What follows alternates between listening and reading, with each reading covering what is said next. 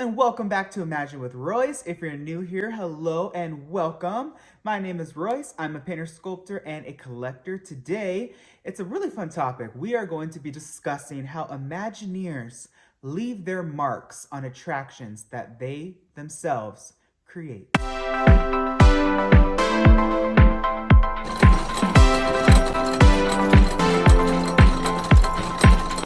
We all know that there's so many amazing Imagineers and talented artists that work at the Walt Disney Company. I myself, every time I got to work on an animatronic, I always thought, what is my personal touch that I can put on this? Now, of course, coming from SQS maintenance Imagineering background, we are in charge of the nurture, love, and care. But if you are in the production side of Imagineering, it's kind of your baby and you can make it however you want. However, you still have to meet with the Disney standard and the overall view of the art director. But there are secret ways where you can sneak in your name or maybe even your initials. A great example is going to be, let's go over actually to Indiana Jones. When you walk through the queue, you see all these random symbols. Well, those are Imagineers that worked on the attraction. You'll see their initials. And if you go to the front, right when you join and hop into the queue, if you ask that cast member, I don't know if they still do this, but they'll give you a little card where you can kind of decipher and read and decode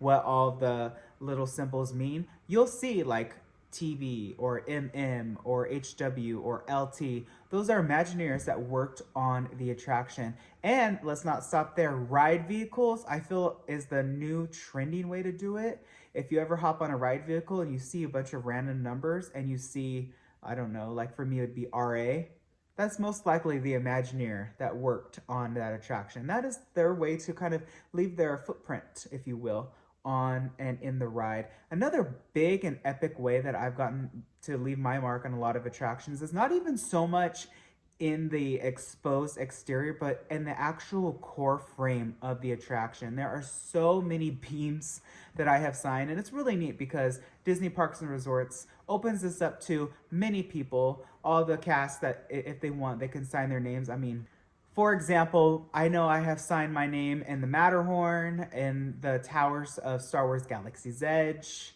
Mission Breakout at California Adventure, Cars Land. There's just so many, I can't even keep track. Another really unique way that Imagineers can leave their mark on an attraction, truly, and this is a fun story, is their hands. So we're gonna go back a few years and we're gonna hop into Pirates of the Caribbean. So you know the scene where the pirates are chasing the winches, but now they're actually chasing the pirates. They have brooms and rolling pins and rakes. The very beginning scene, I believe he's carrying a bag full of jewelry and candlesticks and all that fun stuff.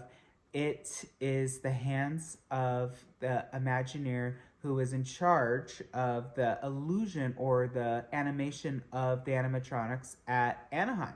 I'll give his first name. His name's Rick. So basically how the Imagineers in Anaheim did it were they cast his hands in plaster and then he popped it out and then they filled it in with resin and then destroyed the mold and then boom, you have a copy of his hands. And his hands were adhered to the pirate that is trying to get away with the treasure, and his hands are now forever on that pirate. How iconic is that to leave your mark on an attraction, in an attraction, especially one that is kind of timeless. I have heard rumors that Mark Davis's shoes are in the Haunted Mansion in the graveyard near the Singing Busks. I personally have looked down there and I have not seen them, but there are notes to Mark in the first scene when you go into the Haunted Mansion in the hallway where the skeleton is trying to escape from the coffin. If you ever get the opportunity, and I know Disney does this every now and then where they do secret, like not even secret, but just like exclusive walkthroughs of attractions, you can read those notes to our dear departed Mark. And there were so many just little nods that reading it, I thought to myself, well, no one's ever really going to get to see this or read this, but that attention to detail is just unsurpassed and Disney magic at its finest. For me personally, every time I got, for instance, a bird or anything from Small World, of course I would color match it perfectly, but For instance, over at Small World, the hyenas, I added a few extra spots and even a hidden Mickey. So keep an eye out for that. And then the koalas up there, not a lot of people know them. I added and changed some of their colors, tones, and even in the South America scene, I don't know what this doll is on. It's some sort of rocking horse, but I added some extra spots there. Little touches, subtle, but you know that you did that. I also left tons of hidden Mickey stains. I went through a hidden Mickey phase, y'all, when I when I was staining the pirates. The pirate that actually shoots the lady that says, "Don't tell them, Carlos, don't be chicken," on his knee. We got new pants in from the costuming department, and of course, those pirates, all their costumes come beautiful, and we have to age and distress them. So I remember aging and making it look old and rusty, and I put a hidden Mickey stain on his knee, and every time I rode through there with my friends, I'd be like, hey, look at that stain. It's not there now. They do change out the costumes quite frequently, especially in Pirates, where those animatronics are constantly leaking or rats chew through the clothes. Yes, you didn't hear it from me, but I mean, they're everywhere in Disneyland, but I don't know what it is specifically about Pirates, but I saw more rats in Pirates than I have in any other attraction at the Disneyland Resort, plus or minus Rivers of America. I saw a possum there and a raccoon by the Indian Village. There are so many ways that Imagineers leave their mark at and on an attraction.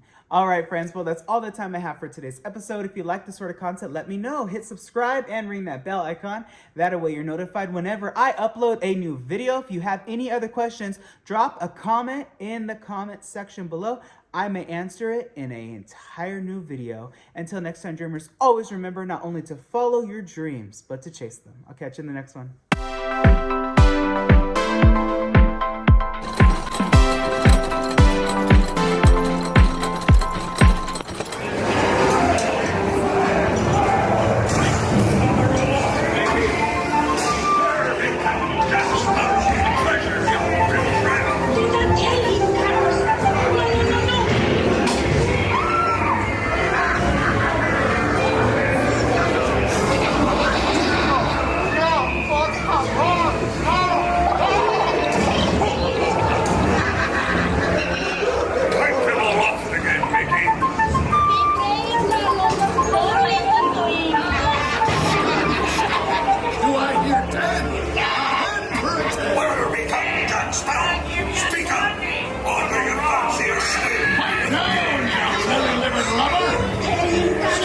Feathers, dear. Show your flock. Hey, sending hints at Davy Jones. It's the rendezvous. Pick up the earth.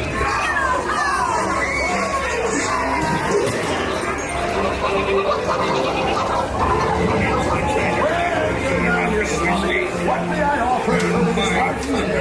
That scoundrel can't just